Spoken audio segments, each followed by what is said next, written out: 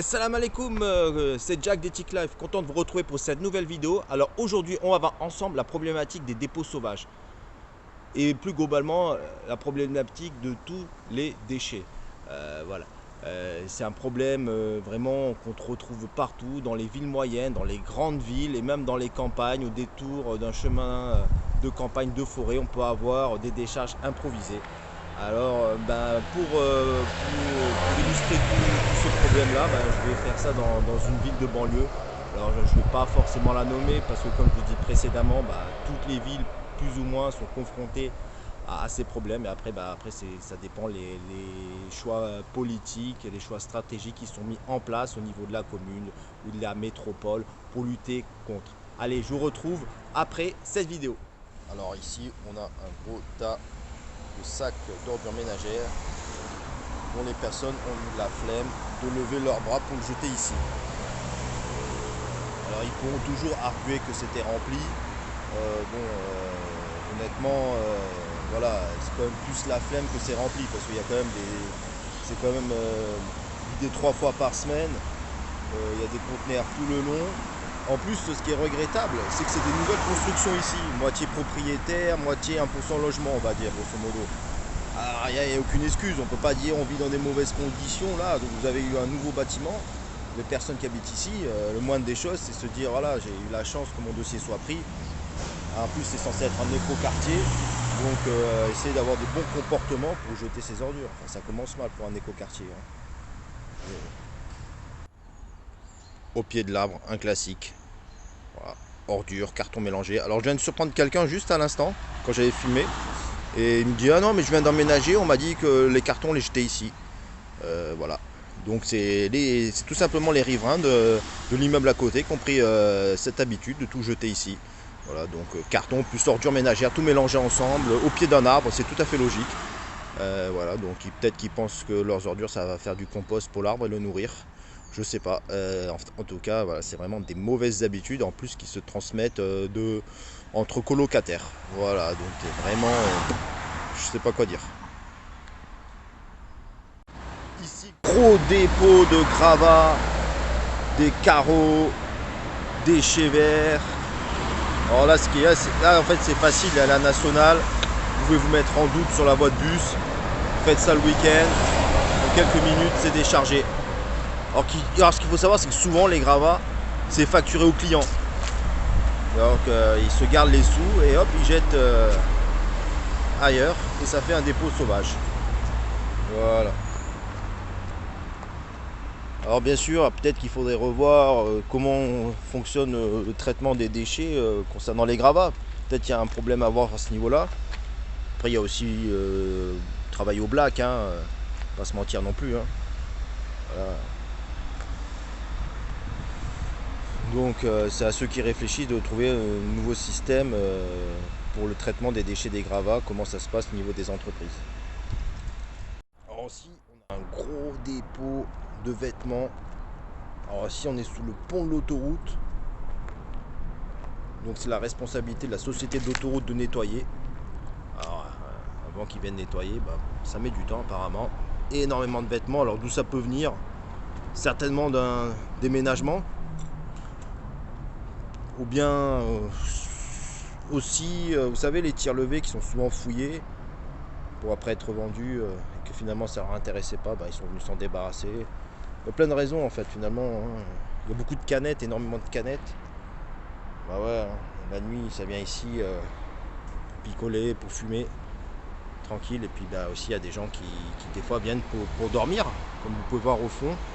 Dernièrement, voilà, il y avait des personnes sans domicile fixe. Voilà.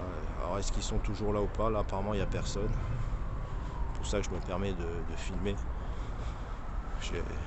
Là, sous le pont de l'autoroute. Il y a vraiment un côté underground de la banlieue. Là, c'est avec ces murs tagués. Voilà.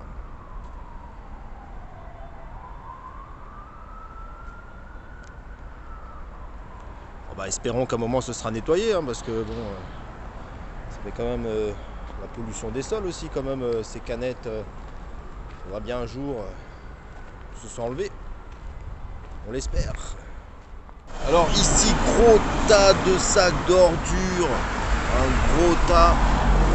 Voilà. Alors bien souvent, ça vient. Il suffit qu'il y ait un immeuble avec vendeur de sommeil. Voilà, donc logement insalubre. Et avec une population précaire, voire sans papier.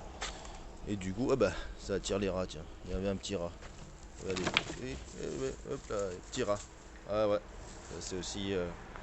voilà, à quoi tout ce que ça procure, tous ces déchets. Donc je disais, il suffit qu'il y ait voilà, un vendeur de sommeil à côté, avec des conteneurs pas adaptés à la production, voire pas de conteneurs du tout. Et cette population forcément va pas faire forcément les démarches auprès de leur propriétaire qui bien souvent s'en fout. Il faut bien jeter les déchets quelque part. Et voilà ce que ça procure, ce que ça cause comme dégâts. Voilà.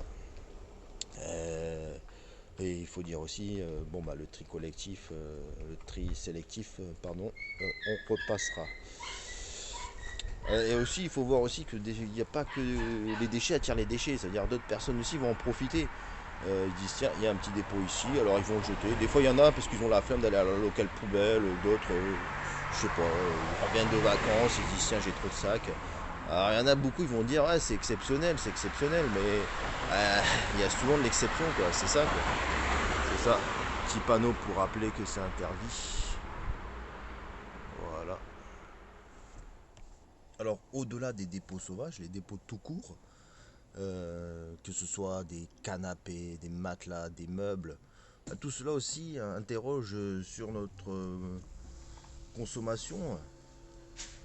Voilà, forcément, c'est les classes populaires qui trinquent.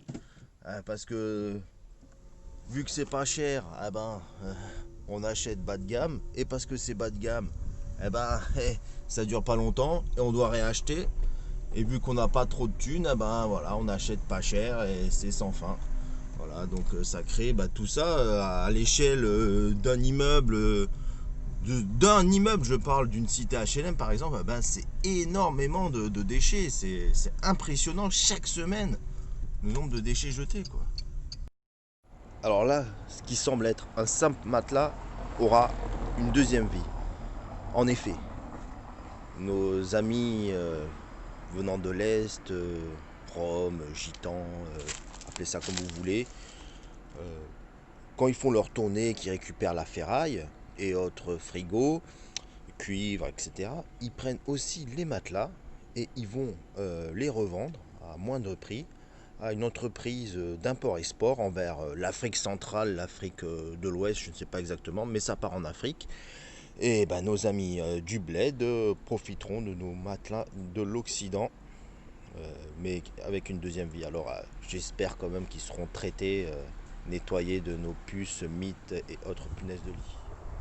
Alors comme vous avez pu voir, c'est vraiment un gros problème. Tous ces dépôts, tous ces déchets, c'est vraiment compliqué. Déjà une pensée à ceux qui les ramassent tous les jours et qui malheureusement subissent le mauvais comportement des citoyens. Voilà.